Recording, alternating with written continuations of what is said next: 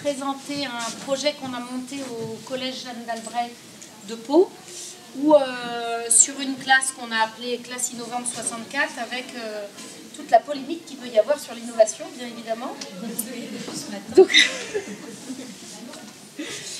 Donc on s'est déplacé à 6, mais on est une équipe de 13 enseignants.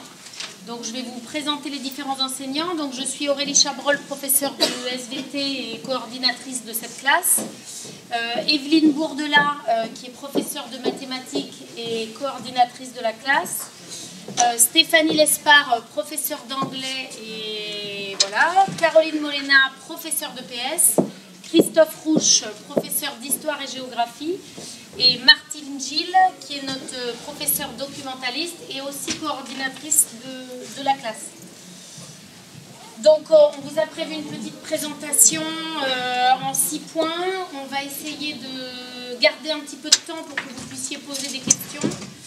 Ce qui peut être intéressant, c'est peut-être justement de l'échange et voir un peu quels sont les points qui pourraient vous intéresser. Donc dans une première partie, je vais vous présenter le contexte. Ensuite, on vous parlera du projet en lui-même. On vous parlera des soutiens et sponsors. On fera un petit bilan de l'état des lieux. Donc le projet a commencé en septembre. Donc après 3-4 mois, on peut déjà avoir un peu quelques idées de retour positives ou un peu moins positives sur ce qu'il en est. On vous présentera le numérique comme vecteur de production et de communication, et on espère avoir le temps de vous montrer un petit projet pluridisciplinaire qu'on a mis en place pour la classe. Donc le contexte du projet, donc pour vous expliquer un peu comment ce projet est né, il faut qu'on vous parle de notre collège un petit peu et du public très hétérogène qui fait la particularité de notre collège. Donc en effet, on a une hétérogénéité sociale, culturelle et en termes de compétences scolaires. On est dans un collège qui se trouve à Pau, dans des quartiers résidentiels, mais qui draine aussi un certain nombre d'écoles primaires qui relèvent du REP. Nous avons une section UPE2A, donc qui est un accueil d'élèves non francophones, qui est assez fournie et qui donc draine des cultures très différentes. Je crois qu'on a une quarantaine de cultures différentes dans notre établissement. On est donc un collège de secteur pour un nombre d'écoles primaires importantes, très étendues, dont certaines en REP, d'autres pas. Enfin voilà, donc le public est vraiment diversifié. On a des sections aussi importantes qui accentuent l'hétérogénéité. Donc je vous ai parlé de l'UPE2A, on accueille aussi des enfants du voyage dans une section UPS. On a des élèves d'Ulysse, nous avons une section musicale avec des chams, on a 2 sections sportives et des sections européennes. Donc on a un public extrêmement hétérogène et diversifié, et il est vrai qu'un certain nombre d'enseignants s'est retrouvé un peu poussés dans leur retranchement sur des postures de pédagogie un peu traditionnelles face à cette hétérogénéité. Pour répondre un peu aux besoins des élèves et ne pas les laisser sur le côté, on a ressenti le besoin d'une différenciation. Et donc, des collègues dans différentes matières se sont ouverts sur de la pédagogie active, qu'on appelle de la pédagogie active, dont on a parlé un peu ce matin, donc avec comme exemple classe inversée, îlot bonifié, et donc des formations personnelles individuelles, chacune dans sa matière.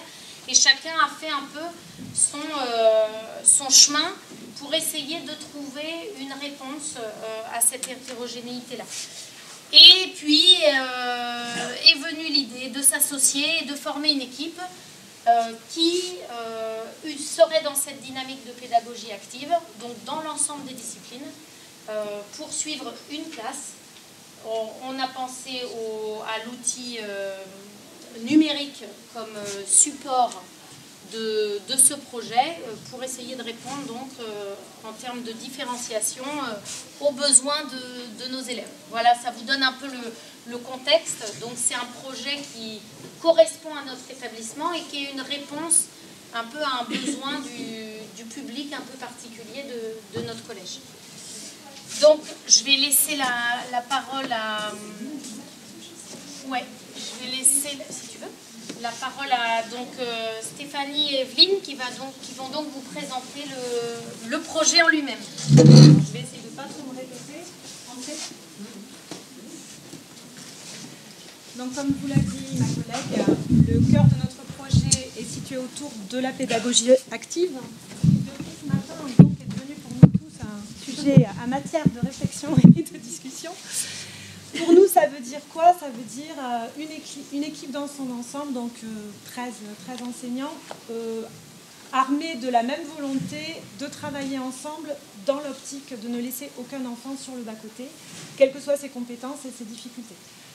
Donc, pour mettre en place cette pédagogie active, il faut que les élèves soient au cœur de leur apprentissage. Et ça nous permet aussi, de la même manière, de faciliter la différenciation dans notre accompagnement par rapport à ces élèves. Ce qui est important aussi pour nous, c'est qu'il n'y ait pas un diktat de l'équipe qui dise à chaque enseignant « bon, tu dois faire comme ci, tu dois faire comme ça ». On privilégie également la liberté pédagogique de chacun des membres. Donc il faut arriver à trouver un juste équilibre entre cette volonté d'avoir tous ces pratiques de pédagogie active, mais aussi laisser à chacun sa liberté et son enthousiasme. Donc ce qui est central pour nous, c'est la mise en activité des élèves. Ça nous permet d'avoir une progression adaptée à leur rythme, dans la mesure du possible. C'est appuyé par l'évaluation en compétences, à laquelle nous sommes tous maintenant soumis. Ça nous permet aussi de développer l'autonomie des enfants dans leur progression et de favoriser l'entraide. Alors, les outils pédagogiques qu'on a choisi de mettre en place, dont ma collègue vous a déjà parlé, sont donc la pratique des îlots bonifiés. Certains collègues ont choisi de le faire toute l'année, tout le temps. D'autres le font ponctuellement. On travaille aussi souvent en binôme.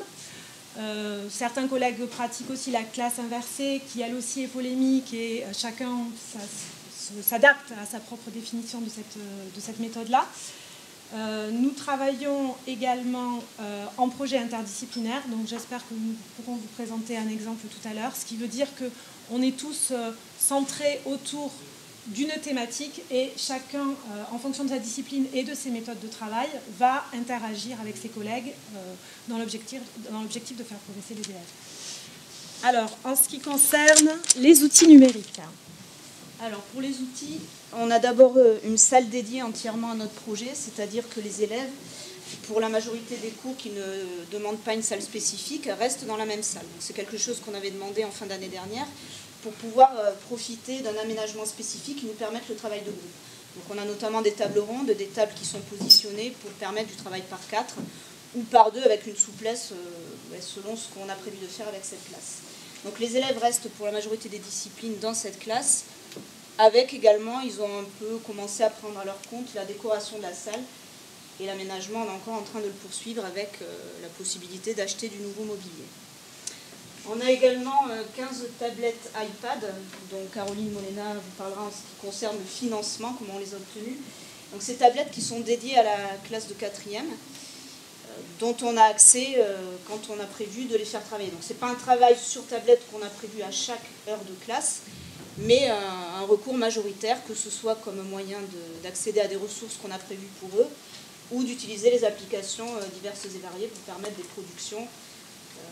Martine Gilles vous présentera des productions de ce qui a été fait et de ce qu'on prévoit de faire aussi pour la suite du projet.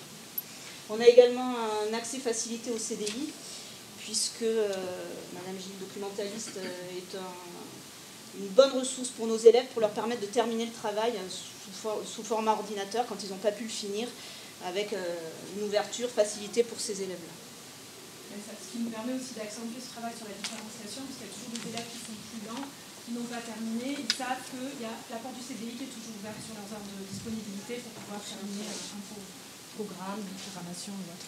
En ce qui concerne l'équipe des professeurs qui se sont engagés sur ce projet, ce qui est important de garder en tête, c'est que c'est vrai que quand on s'est engagé, c'était un peu un saut dans le vide, on sortait un peu de notre zone de confort parce qu'on savait qu'on allait devoir s'adapter sans arrêt. Et c'est vrai que si vous avez en tête d'essayer de mettre ça en place dans votre établissement, il faut garder vraiment en tête qu'il faut être adaptable, extrêmement adaptable, à la fois au travail aux travaux que vont proposer les collègues, aux réactions que vont pouvoir avoir les enfants face à ce changement dans l'organisation des cours, dans le fait aussi qu'ils se sentent un petit peu cernés par l'ensemble de l'équipe, qui communique beaucoup et qui donc sait un petit peu ce qui se passe dans les autres cours. Ça arrive aussi dans d'autres classes, mais là c'est vrai que c'est permanent pour eux. Et puis aussi l'adaptation sans arrêt au numérique, qui, comme vous le savez, peut fonctionner ou peut moins bien fonctionner parfois. Donc la qualité principale quand on s'engage sur ce type de projet, c'est d'être extrêmement adaptable.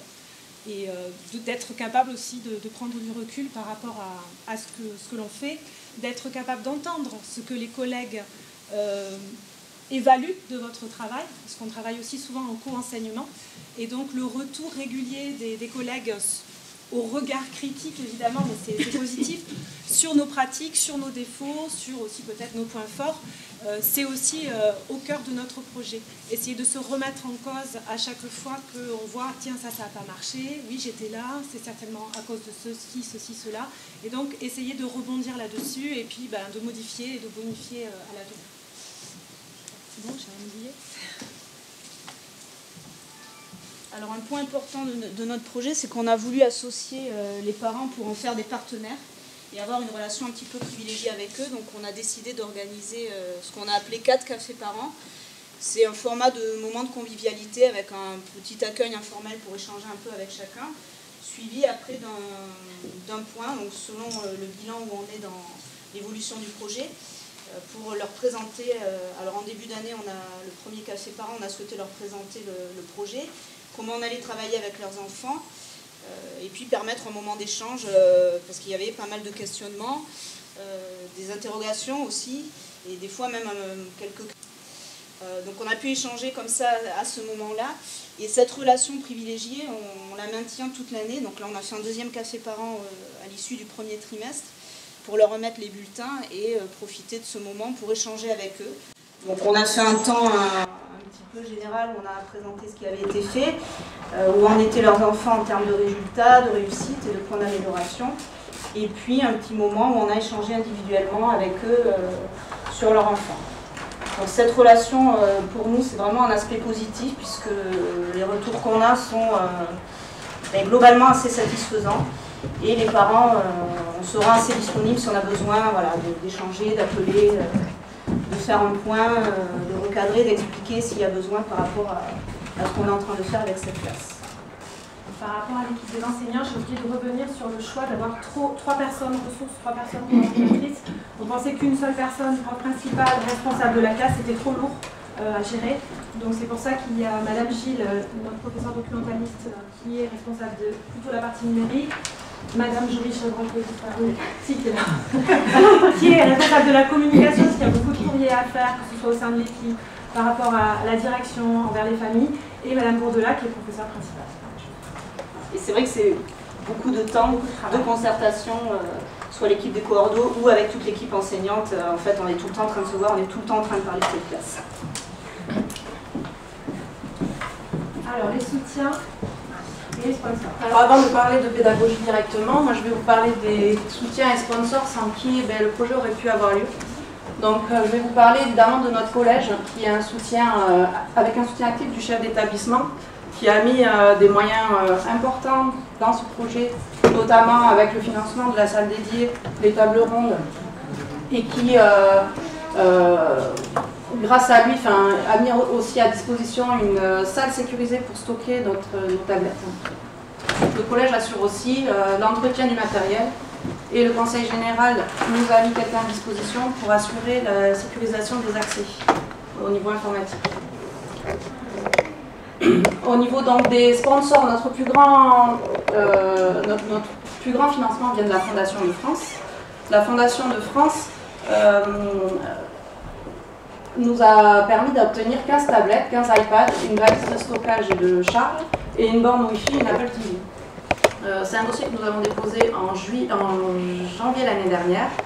On a eu l'accord des crédits en juillet, avec les crédits débloqués en septembre. Il faut savoir que l'intégralité du projet nous a été financée. La valise coûte aux alentours de 9 000 €. Donc sans ce financement, évidemment, notre projet aurait pu avoir lieu. le temps d'acheter le matériel et de recevoir les tablettes et de les mettre, de les configurer. On a eu l'aide de Canopé qui nous a prêté 8 tablettes, qui nous a formés à l'utilisation des tablettes. Et c'était un soutien actif puisque la directrice a travaillé chez nous à Jeanne d'Albret l'an dernier, donc elle connaissait bien le projet. Et elle a su aussi mettre à disposition des formations qui ciblaient directement nos besoins. Elle assure aussi la promotion et la médiatisation du projet.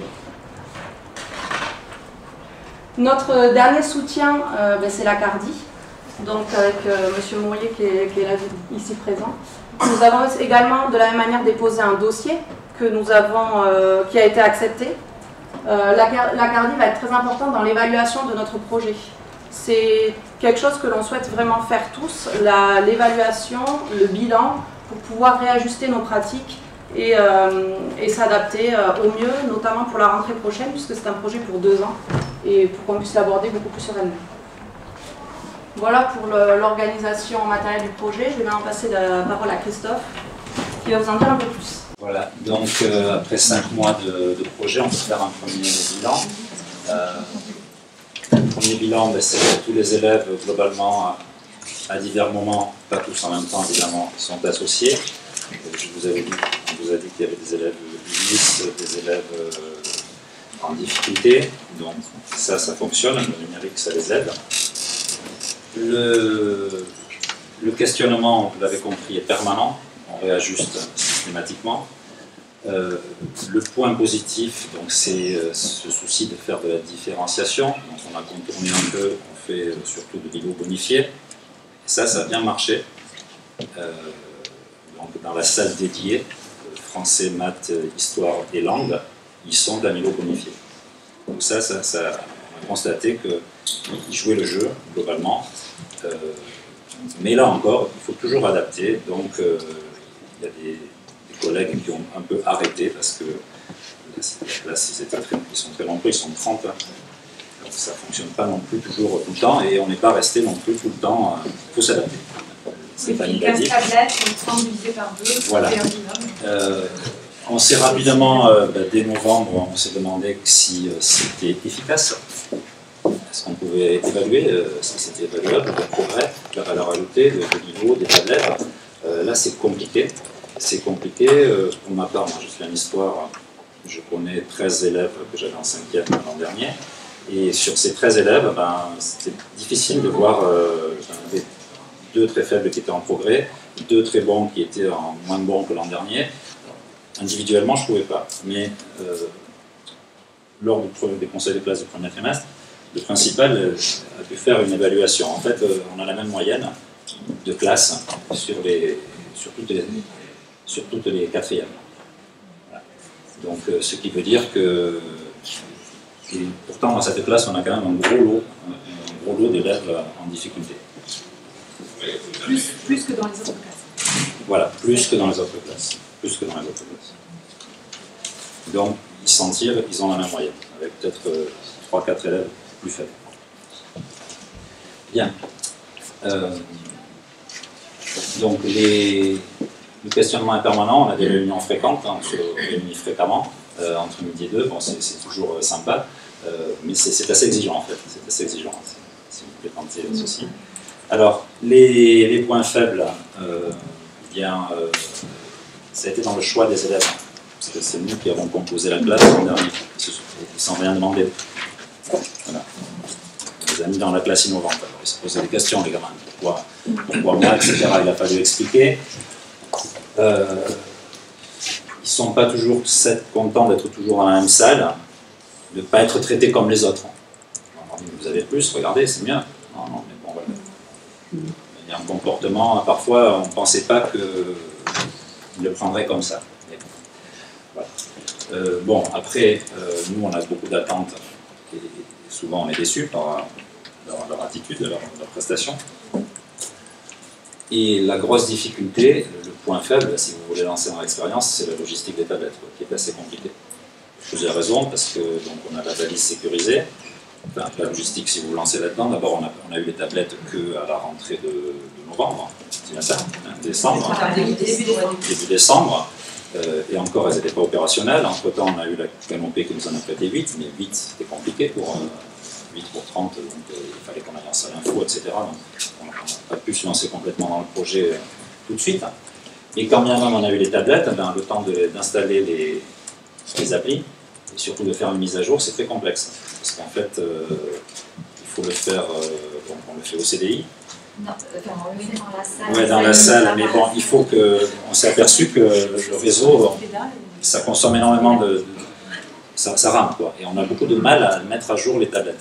Il faut qu'on le fasse soit entre midi et 2 quand le réseau n'est pas trop utilisé, soit il faut qu'on les laisse tourner la nuit, c'est simple. Il faut demander l'autorisation à la gestionnaire de laisser les tablettes, enfin, c'est compliqué. Et c'est pas satisfaisant, et on a encore des tablettes qui ne sont pas complètement mises à jour, je crois. Voilà, donc ça, c'est ça la difficulté. Et ensuite, dernière difficulté, ben, c'est les muscles, parce qu'il faut c'est lourd, là, machin, la mallette, et il faut aller la chercher à 8 heures et prendre l'ascenseur. Voilà. Bien, cela dit, on a fait de beaux travaux et on va vous les montrer. Après, sinon, c'est vrai que la gestion des tablettes, c'est le mot-clé, je dirais, de l'ensemble du projet, c'est on s'adapte. Il faut s'adapter et avancer. Peu importe, même s'il y a des freins, on y va. On se débrouille. On va avancer. Allez, c'est à moi. Tu peux nous présenter production et communication. Alors, oui, par contre, on enlève ça. Ça t'embête? Non. Tu l'as enlevé, ça. Alors, au niveau de la répartition des rôles entre les coordonnatrices, moi j'ai été chargée en fait de la création et de la gestion du blog. Alors pourquoi et aussi j'interviens évidemment dans la formation auprès des enseignants qui le souhaitent sur l'utilisation des tablettes et des applications. Je me renseigne sur les applications qui peuvent exister, etc. Alors pourquoi avoir choisi la plateforme Blogger? Je m'étais renseignée sur plusieurs plateformes, mais par rapport à la contrainte que nous avons au niveau des iPads pour partager les productions des élèves, il nous fallait un espace de stockage et de partage facile. Donc on a choisi le Drive Google, et c'est vrai qu'on avait besoin de cet espace pour un Drive d'élèves pour qu'ils partagent les productions, pour que nous, on leur partage aussi du contenu. Et donc, par la même occasion aussi, nous, en tant que collègues, pour mener à bien toute cette pluridisciplinarité, on avait besoin d'un espace de stockage commun, facile d'accès et qui puisse communiquer facilement avec l'espace élève. Donc, on a aussi créé un Drive Prof avec tous les documents de travail interne, les réunions, le projet initial, les applications disponibles avec Canopé, les applications disponibles maintenant avec les nouvelles tablettes, la batterie de mots de passe, je essaie de simplifier au plus possible, les règles d'usage entre nous sur cette gestion des tablettes. Donc ça a été pour ça qu'on a choisi ces deux points de travail. Voilà. Et du coup, avec la solution Google, vous avez la plateforme Blogger. Et au niveau technique et au niveau esthétique, ça a emporté le choix. Parce que, en fait, le parti pris était de se faciliter au maximum, quand c'était possible, les tâches, d'aller au plus simple pour qu'on puisse s'adapter plus facilement. Alors, au niveau des rubriques, en fait, elles ont été décidées dès le mois de juin, en fonction des projets qu'on avait prévus. Donc, tous les contenus ont été décidés et la présentation ensemble. Donc, au niveau des rubriques, on a une présentation des projets, dont on s'est servi en fait pour présenter aux parents avec pareil un géniali de présentation à leur destination. Il y a une rubrique pour les parents et le projet qui a fait suite en fait à notre premier café parents-prof. On leur a demandé pour eux quel était le rôle des parents. Ça a permis d'engager une conversation avec eux et on a fait un retour sur ça. Au niveau des élèves en fait, en début d'année avec la professeur principal, on a travaillé sur la charte élève, à savoir sur l'utilisation des tablettes pendant le cours, qu'on soit bien d'accord sur les règles à respecter et les engagements de chacun en la matière. Ensuite, sur la restitution à la fin du cours, que les règles soient bien établies. Et puis aussi des règles, on va dire, citoyennes de travail de groupe dans la classe. Aussi, les élèves ont finalement discuté sur qu'est-ce qu'était le projet pour eux, pour qu'ils se l'approprient. Donc, à quoi ça allait leur servir et quels étaient les objectifs à leur avis de ce projet. Ensuite, nous avons donc une rubrique projet pluridisciplinaire. Alors, pour le moment, les productions ne sont pas là parce que nous avions au départ 8 tablettes. C'est vrai que faire des travaux de groupe pour produire du contenu à 4 élèves par tablette, ça peut être compliqué. Alors, on a quand même fait des choses, mais pas forcément publiables sur le blog. Et on va considérer que c'était des documents de travail. Et donc ces autres rubriques, petit à petit, les productions sont donc en attente pour les projets pluridisciplinaires, autres mis à part les États américains qu'on va vous présenter après. Le projet Tous Égaux est une sorte d'épi en fait qu'on compte mener en mathématiques, en anglais, en art plastique, en SVT et en EPS. Donc on se réunit déjà pour envisager la progression, la période et la production finale, qui allie finalement toutes les disciplines. Parce que l'objectif est là. Au niveau des autres rubriques, on a des rubriques aussi disciplinaires. Le projet de l'orientation, en fait, est un projet que nous compte mener avec un terme de mathématiques, qui est la réalisation, en fait, avec Scratch, d'un questionnaire sur l'orientation.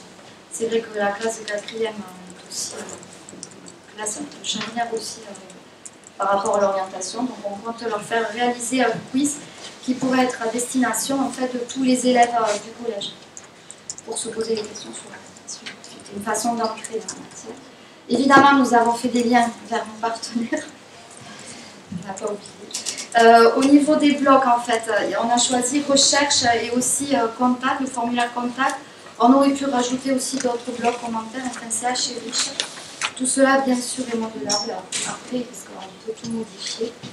Au niveau des conditions de partage, on a créé sous, je ne sais pas si vous voyez bien, c'est en bas ici, sous licence Creative Commons, avec évidemment pas d'utilisation commerciale des productions qui peuvent être sur le blog, partage à l'identique et la demande de citer l'auteur des œuvres. Cette évidemment condition de partage a été intégrée à l'autorisation que nous avons donnée aux élèves en début d'année. Alors, où j'en suis? J'espère ne rien oublier. Alors, le premier, un petit exemple de projet. Alors, nous participons avec l'enseignante de français au prix des Incorruptibles 2017. En fait, les élèves participent à un club de lecture, enfin un cercle de lecture où chacun a un rôle précis. Il y en a qui sont maîtres des liens, il y en a qui sont illustrateurs. Disons qu'ils ont chacun un rôle. Et du coup, même s'ils n'ont pas lu ou fini le livre ou aimé le livre, mais en fait, ils doivent quand même en parler. C'était un petit peu pour changer de la traditionnelle lecture à la maison imposée, pour donner plaisir.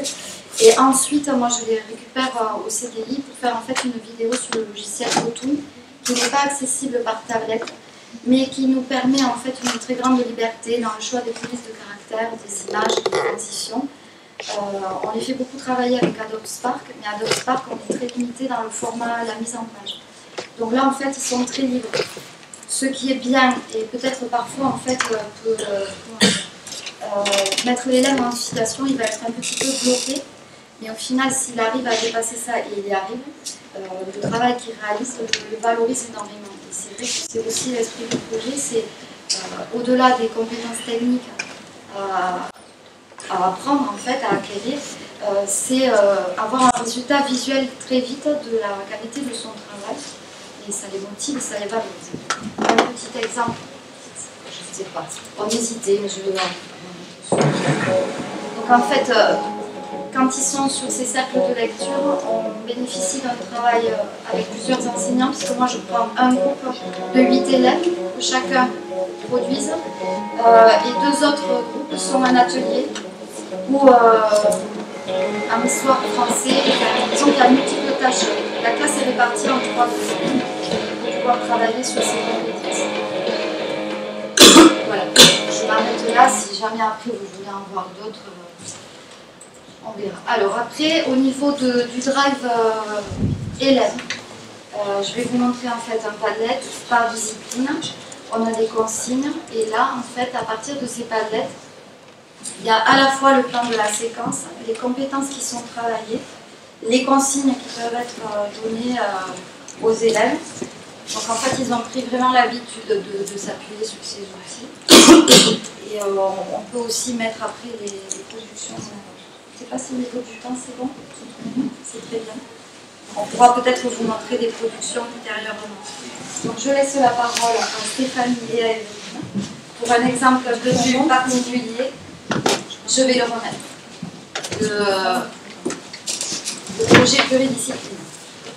Et après, on s'est lancé donc sur un projet de découverte des États-Unis d'Amérique, des États. Alors on a commencé en anglais avec une recherche à faire à la maison sur une espèce de carte d'identité d'un État choisi par un binôme d'élèves, avec comme idée de poursuivre aussi le projet avec l'enseignante et la collègue de maths pour développer d'autres compétences, des compétences de programmation d'un quiz Scratch. Et puis ensuite une recherche documentaire qui dépasserait la simple carte d'identité avec la collègue documentaliste pour pouvoir avoir des informations sur comment est-ce qu'on fait une recherche sur Internet, quels sont les mots-clés, quels sont les droits d'usage à respecter quand on veut réutiliser des images. Donc c'était un projet qui était modeste mais assez complet pour commencer. Donc on a commencé en anglais en enseignement simple, c'est-à-dire avec un seul enseignant, avec le choix des états par binôme, ensuite la collecte des informations, voir si c'était bon, l'élaboration d'un questionnaire de type vrai-faux, donc soit des questions, soit des affirmations, avec proposition de 2, 3, 4 réponses, dont une ou deux étaient vraies. Et une fois que cette phase-là a été faite en cours d'anglais, donc en travail traditionnel, papier, cahier, cerveau, on va dire, on est passé au co-enseignement, 2 séances, c'est ça qu'on a fait, ouais, 2 séances, pendant lesquelles le travail qui avait été réalisé en anglais a été utilisé en mathématiques. Voilà, puisqu'en mathématiques, on a une partie du programme qui est algorithmique et programmation qui est arrivée avec la réforme l'an dernier. Donc le logiciel qu'on utilise, c'est Scratch. Donc tous les élèves avaient manipulé en 5e ce logiciel. Alors, plutôt pour faire des maths ou des jeux type labyrinthe, mais pas forcément programmer des quiz. Bon, on va vous en montrer un, je crois qu'il y en a sur le Scratch.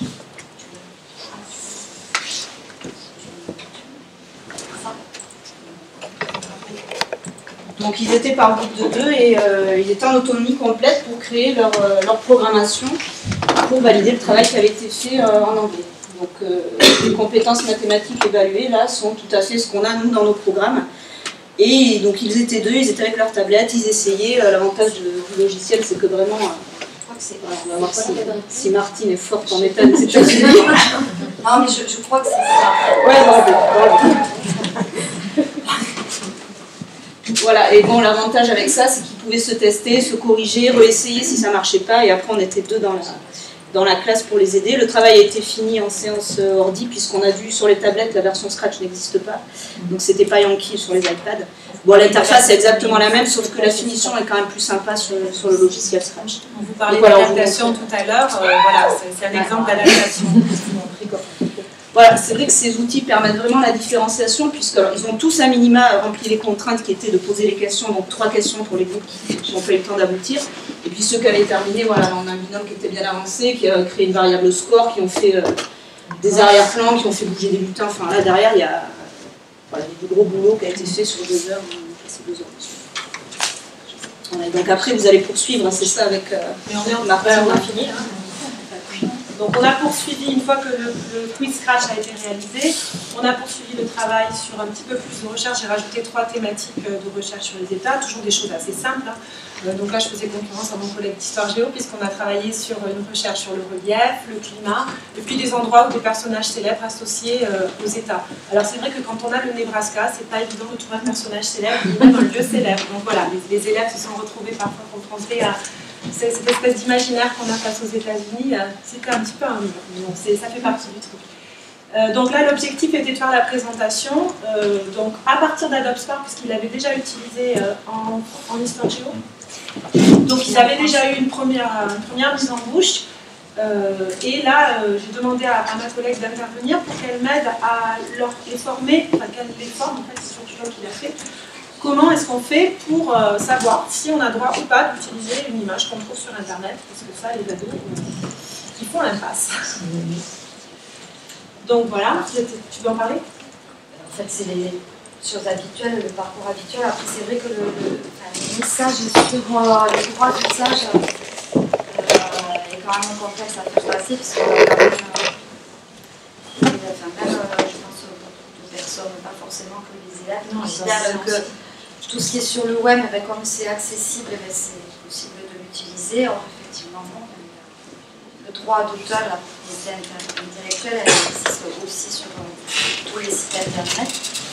La difficulté avec les images, c'est que c'est pas forcément bien paramétré, mais il existe des plateformes comme Wikipédia en fait, qui sont dans le partage. Il y a des plateformes Flickr aussi. De plus en plus, on trouve des images dont les auteurs en fait ont déposé les conditions d'usage.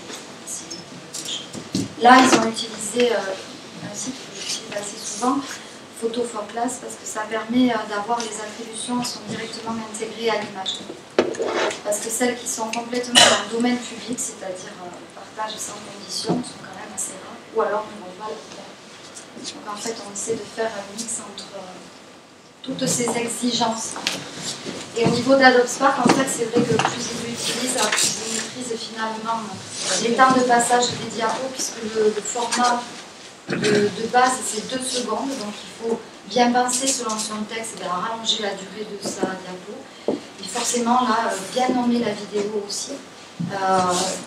Là, cette fois-ci, tous ceux qui ont réalisé la vidéo, les temps de passage étaient corrects. Ils ont bien nommé, en précisant les prénoms du groupe, le titre et la discipline pour pouvoir après l'exporter aussi dans le driver pour correction. Ils ont été assez rapides là-dessus parce que c'est vrai que ça y est, maintenant ils maîtrisent, ils vont sur le drive, ils sont autonomes, ils se débrouillent là-dessus. Ils ont intégré le texte et créé la vidéo et intégré les images en une séance. Et à cette occasion aussi, on a pu faire aussi un travail sur comment je cherche sur Internet, quels sont les mots-clés que je dois mettre en fonction de ce que j'utilise. Donc au collège, on a Quant, je ne sais pas si vous avez Quant aussi, peut-être. En fonction de si on utilise Quant ou Google, quels sont les sites sur lesquels je vais aller chercher des informations. Est-ce que je vais chercher en français alors qu'après la production elle va être en anglais. Comment est-ce qu'on fait tout ça? Donc il y a eu aussi cet apport-là par rapport aux compétences numériques que doivent acquérir.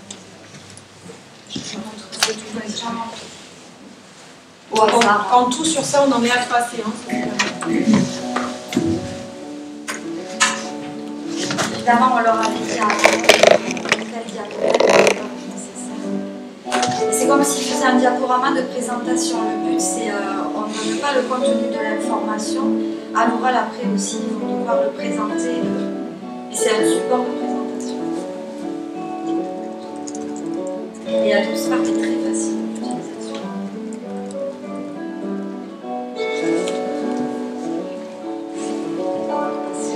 Super, très bien. Voilà, il nous reste.